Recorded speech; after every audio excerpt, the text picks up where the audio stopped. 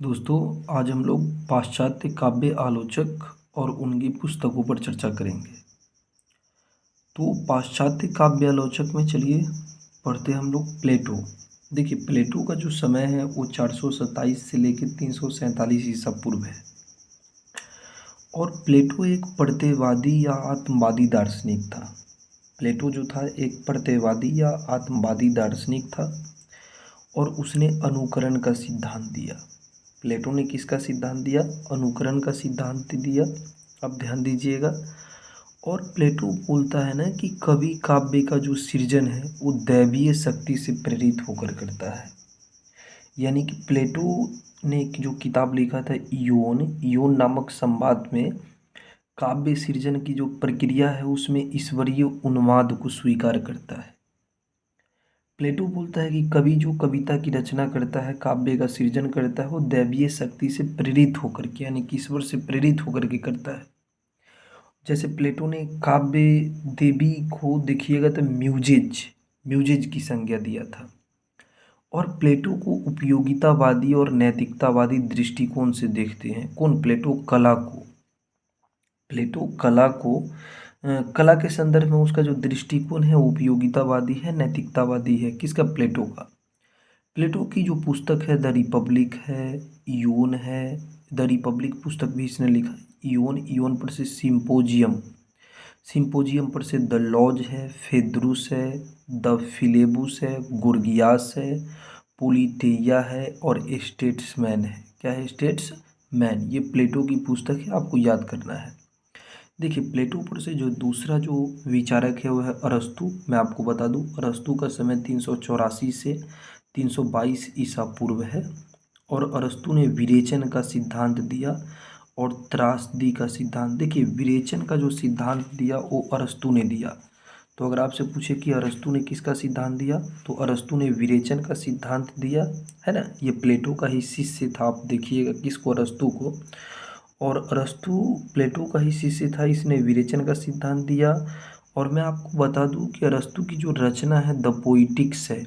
क्या है? The poetics, जिसको पेरी पोइटिकेस भी बोलते हैं। ये काव्य शास्त्र की रचना है।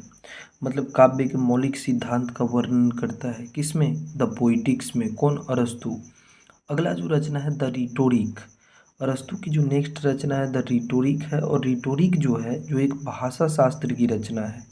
यानी कि इसमें भाषण, भाव इत्यादि का वर्णन है।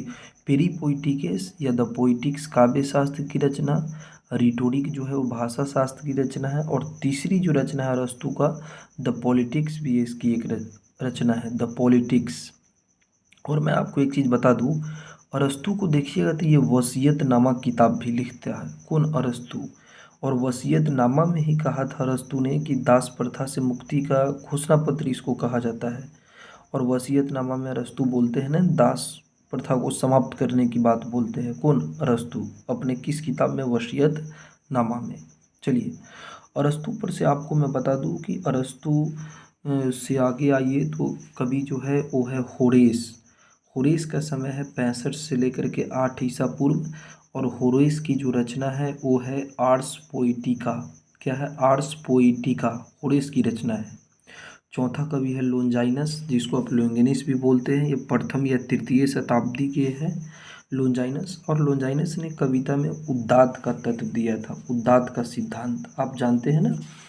उदात्त का सिद्धांत किसके द्वारा दिया गया? लोंजाइनस के द्वारा दिया गया, है ना।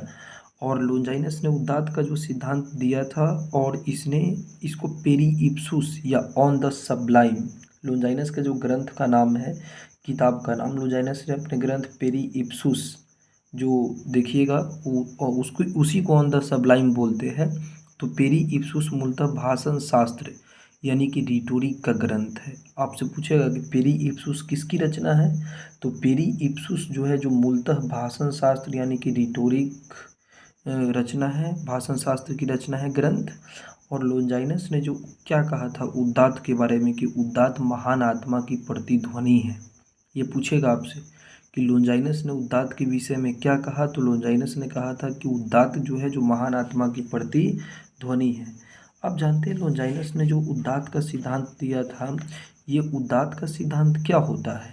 मैं आपको बता दूं कि देखिए लोनजाइनस बोलता है ना कि उदात्त की जो कवि जितना महान होगा उसकी रचना उतनी ही महान होगी, है ना। कवि के व्यक्तित्व से उसकी रचना को जोड़ने का काम करता है कौन? लोनजाइनस।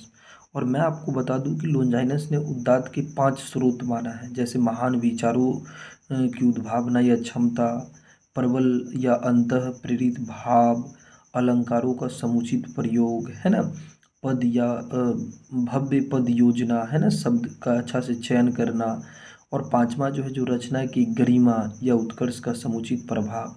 तो लोनजाइनस के उदात्त तत्व पर भी मैं वीडियो बनाऊंगा, आप देखिएगा। चलिए अगला है sir Philip Sydney.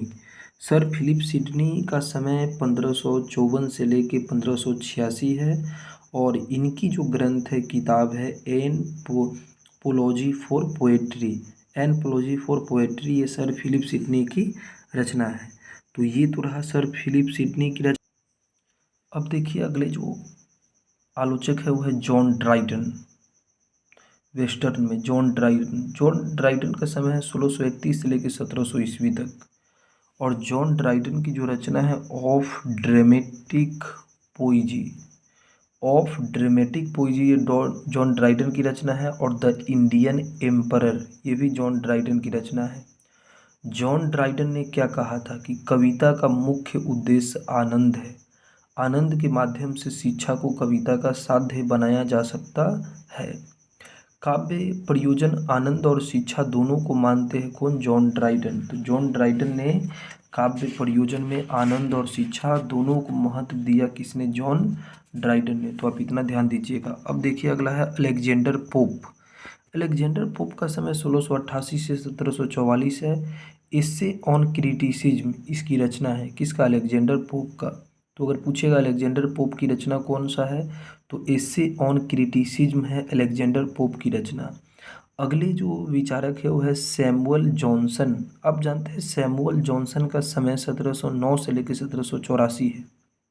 Samuel Johnson की रचना है the lips of the poets, a dictionary of the English language. ये सैमुअल जॉनसन की रचना है।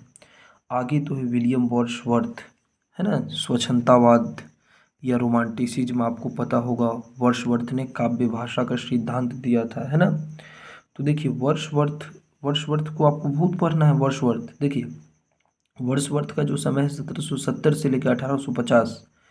इसने लिरिकल बैलेट्स, इसकी क्या रचना है? लिरिकल बैलेट्स, जो कॉलेज के साथ मिलकर निकाले थे, लिरिकल बैलेट्स और द प्रिल्यूड। तो लिरिकल बैलेट्स और द प्रिल्यूड ये दोनों रचना वर्ड्सवर्थ की है। लिरिकल बैलेट्स को स्वच्छंदतावादी यानी कि रोमांटिसिज्म का घोषणा पत्र कहा जाता है। किसको? लिरिकल बैलेट्स को। वर्ड्सवर्थ ने कहा था ना कि कविता प्रबल भावों का सहज उच्छलन है।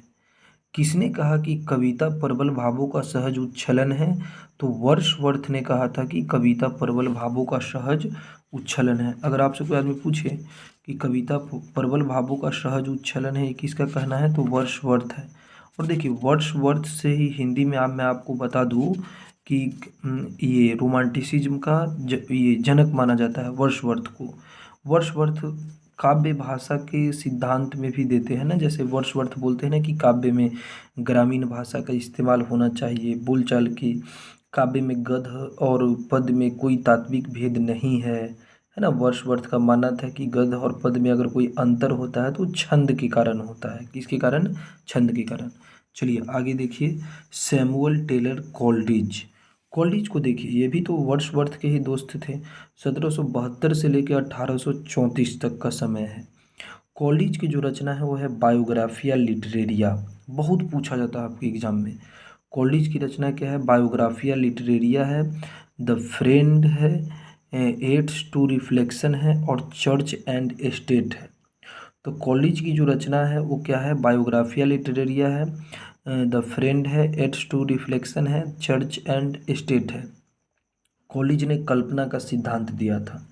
अगर आपसे पूछेगा कि कोल्ड्रिज का कौन सा सिद्धांत है? कल्पना के सिद्धांत। तो कोल्ड्रिज जो दिया था कल्पना का सिद्धांत दिया था। और कोल्ड्रिज कल्पना का सिद्धांत देता है और कोल्ड्रिज क्या लिखता है कि सर्वोत्तम शब्द अपने सर्वोत्तम क्रम में कविता है। ये आपके एग्जाम में पूछा भी गया कि कोल्ड्रिज ने क्या कहा था कि सर्वोत्तम शब्द अपने सर्वोत्तम क्रम में जो कविता है। तो सर्वोत्तम शब्द अपने सर्वोत्तम क्रम में कविता ही किसने कहा? कॉलिज ने कहा। और मैं आपको एक चीज़ बता दूं कि देखिए कॉलिज जो है, ज़रा ध्यान दीजिएगा, कॉलिज ने कल्पना के दो भेद माना। जैसे कल्पना का सिद्धांत दिया ना, तो कॉलिज ने कल्पना का दो भेद माना, एक मुख्य कल्पना और एक गौण कल्पना। एक मुख्य कल्पना, एक गौण कल्पना, कल्पना के दो भेद मानते हैं। कौन? कॉलिज। कॉलिज ने ही कहा था कि कविता रचना का वह प्रकार है जो वैज्ञानिक कृतियों से इस अर्थ में भिन्न है कि उसमें तात्विक प्रयोजन आनंद है, सत्य नहीं है। विज्ञान में सत्य होता है, कविता में आनंद है। और रचना के अन्य सभी प्रकारों से उसमें अंतर यह है कि संपूर्ण से वही आनंद प्राप्त होना चाहिए जो उसके प्रत्येक अवयव से प्राप्त होने वाली स्पष्ट संतुष्टि के अनुकरण हो। ये किसने कहा था? कॉलिज ने। चलिए, तो कॉलिज के बारे में भी हम लोग पढ़े। अब देखिए कि कॉलिज के बारे में तो पढ़ लिए, ये 10 कवि तक यहीं रहा, वीडियो लंबा हो जाएगा। अब मैं फिर अगले पार्ट 2 में कुछ पाश्चात्य आलोचक और उनकी कृतियाँ, उनकी पुस्तकों को लेकर के आऊँगा। ये वीडियो कैसा लगा बताइए कमेंट बॉक्स में। जी धन्यवाद।